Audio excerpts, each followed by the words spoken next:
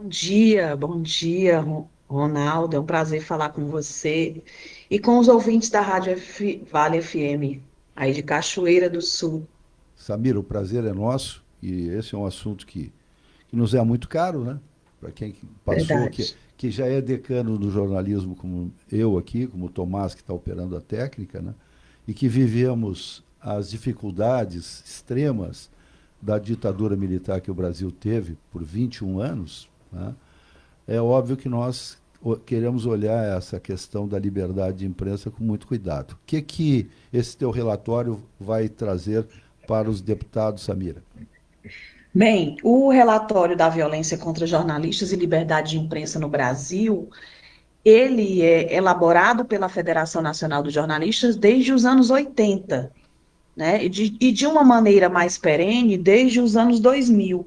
E a nossa análise do cenário de 2024 mostra que a gente teve uma leve queda no número total de casos de violência contra os jornalistas no país. A gente registrou 144 episódios de violência, é uma redução de 20,44% em relação a 2023, mas isso não nos tranquiliza do ponto de vista do livre exercício profissional do jornalismo no país. Ele não está garantido, pelo contrário, a liberdade de imprensa é uma necessidade que nós temos premente da sociedade e que nós precisamos falar, sim, dessa situação, porque no final das contas, Ronaldo, quem perde é a sociedade, porque ela deixa de ser informada.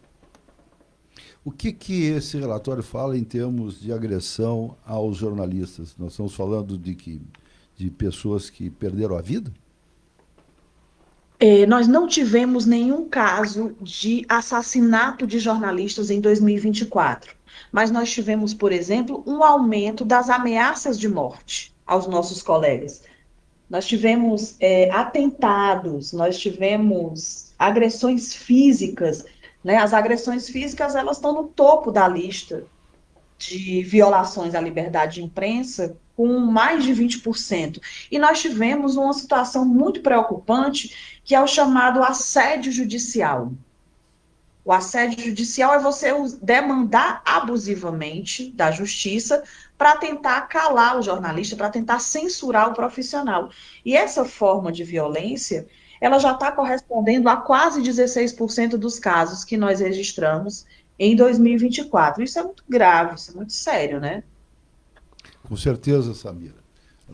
Aliás, há pouco nós estávamos falando sobre essa questão do assédio, as mídias sociais se prestam muito para isso, né? As pessoas fazem, chamam de lacração, de, de, de não respeito da opinião. No caso do jornalista, é o respeito ao espaço de informação, a colocação do que ele consegue aferir de um determinado fato histórico e momentâneo e o que ele traduz nas suas mídias. Então, e aí antigamente nós falamos de patrulhar o trabalho do profissional. Os deputados se interessam mesmo por esse assunto, Samira? A gente tem que provocar, né? Eu acho que o nosso papel enquanto federação, Ronaldo, é provocar o parlamento brasileiro, é provocar a Câmara dos Deputados para que ela debata, a partir do ponto de vista das organizações que militam na defesa do jornalismo, que tipo de jornalismo a gente quer e que tipo de segurança o Estado brasileiro pode dar para os profissionais da imprensa. Veja que nós temos o Observatório Nacional da Violência contra Jornalistas e Comunicadores, que foi criado pelo ministro Flávio, enquanto ministro da Justiça Flávio Dino, né? Foi reformulado pelo atual ministro da Justiça, Lewandowski, mas que precisa atuar de forma mais efetiva para garantir a liberdade de imprensa no país. Samira, eu pergunto um pouco sobre os políticos interessados com a liberdade de imprensa, porque nós estamos vendo em quase todos os lugares, quando a gente vai procurar detalhes, que os jornalistas recebem não só essa pressão direta, essa agressão física e até às vezes perde a vida quando exerce o jornalismo que a gente pretende seja o mais livre possível, não vou falar imparcial, porque cada um tem as suas opiniões, mas expressa colocando que aquilo é uma opinião pessoal. Mas a gente observa que há um poder econômico, a estrutura dos meios de comunicação também ela é difícil para o jornalismo independente, no sentido de colocar as opiniões, porque o econômico, às vezes, se sobrepõe aos fatos, efetivamente, que os jornalistas querem reproduzir. Sim, você tem toda a razão. Inclusive, a sua pergunta, ela parte dessa constatação da dificuldade de se exercer um jornalismo livre, plural, ético, a partir desses domínios econômicos sobre a nossa atividade produtiva, né? Inclusive, o nosso relatório, Ronaldo, ele mostra que os políticos, seus assessores, e até os seus correligionários e partidários responderam por 40% das agressões a jornalistas em 2024.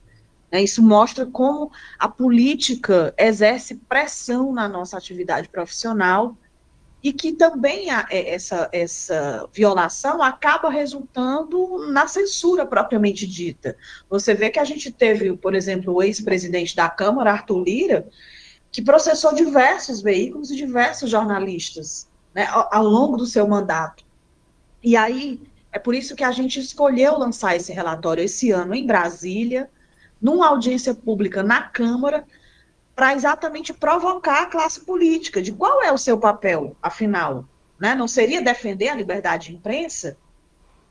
Mas o fato é que a gente precisa mesmo alertar toda a sociedade e ter uma conscientização maior sobre a necessidade de um jornalismo que seja exercido de maneira livre no país. Bom dia, Samira, Tomás. Samira, nós falamos na liberdade de pensamento e expressão, mas nós vivemos esse mundo moderno das redes sociais, onde qualquer cidadão tem acesso e pode colocar a sua opinião. E aí nós estamos encontrando todo tipo de exagero, independente da ideologia política, independente do que se quer, nós estamos encontrando coisas e notícias e comentários que não são feitos dentro daquela construção técnica que nós jornalistas temos, né? Aprendemos nas faculdades e nos colocamos no dia a dia no trabalho. E aí quando vem às vezes o poder judiciário para tentar acalmar os ânimos, o pessoal alega que está havendo cerceamento, né, do direito de pensar e de se manifestar. O que que tu acha sobre isso, Samira? Bom, eu acho o seguinte, que o conceito de liberdade de expressão está em disputa na nossa sociedade. E claro que nós, jornalistas, né, nós que temos anos de experiência, nós que passamos por uma formação a priori, compreendemos que liberdade de expressão não é proferir discurso de ódio nas redes sociais, ou num veículo, né, ou em qualquer ambiente. E é isso que essas pessoas, muitas vezes pseudo-jornalistas, né, que gostam de emitir opinião nas redes, na verdade não é uma opinião. Muitas vezes está se cometendo crime contra criança e adolescente, crime contra pessoas negras, crimes contra mulheres, ajudando, incentivando o machismo e a misoginia, né, que a gente vive num país em que se mata a mulher de uma maneira absurda, por uma violência de gênero, e que muitas vezes essas pessoas, alegando, né, a liberdade de expressão, se acham no direito de cometer crimes. Mas isso não é possível, nenhum direito pode se sobrepor, inclusive a liberdade de expressão pode se sobrepor a outros, como a questão da dignidade humana. Então, eu acho que é um conceito em disputa, é difícil, a sociedade, infelizmente, tem se informado majoritariamente por perfis de redes sociais e aplicativos de mensageria, que muitas vezes acabam encontrando ali informações não produzidas por jornalistas, não produzidas com o cuidado que o jornalismo requer, e acabam sendo contaminadas com esse sentimento de que se tem o direito de fazer tudo, inclusive agredir, incentivar o ódio nas redes sociais. Nós estamos conversando com a presidente da Federação Nacional dos Jornalistas, Samira de Castro, está conversando conosco de Brasília e às 10 horas ela vai participar da Comissão de Direitos Humanos, Minorias e Igualdade Racial da Câmara dos Deputados. Nós gostaríamos de receber esse documento até para divulgarmos aqui no nosso grupo de comunicação. Nós somos 3 emissoras de rádio FM e mais um portal de notícias, Samira. Se puder nos enviar, nós agradecemos. Sim, claro, claro. Logo mais às 10 horas, o relatório já vai estar no site da FENAGE, na sua versão digital. Com todas as análises, a gente consegue analisar essa violência por tipo, por gênero, por tipo de mídia, por estado, região, e quem são os agressores. Então, é um documento bastante interessante, ele é fonte de estudos acadêmicos, muitos estudos, e sob essa perspectiva de garantia da sociedade, de ter acesso às informações que a gente faz esse acompanhamento anual da liberdade de imprensa no Brasil. Com certeza estará nas mãos de vocês para poder, inclusive, publicar no site. Ok. Antes, eu vou aproveitar a ocasião, Samira. Como é que está a PEC do diploma, o trâmite da PEC do diploma? A PEC do diploma, a gente recolocou esse tema na pauta da Câmara dos Deputados em 2023, né? E desde então nós passamos a fazer algumas atividades em Brasília, de corpo a corpo com os parlamentares, para tentar fazer com que essa PEC seja votada na Câmara.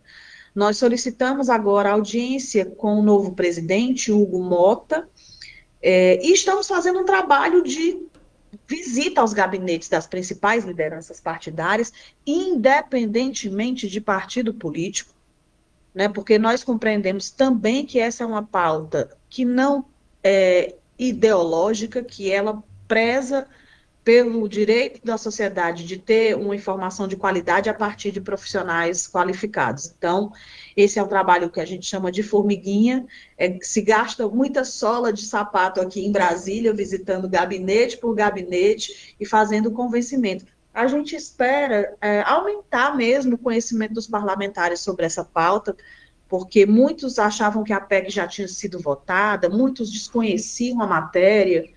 E é isso, é um trabalho que a gente vai levar até o fim da nossa gestão para tentar conseguir aprovar essa matéria. Ok, Samira, muito obrigado pela gentileza, por falar com os nossos ouvintes, com os nossos prezados ouvintes aqui no centro do Estado Gaúcho.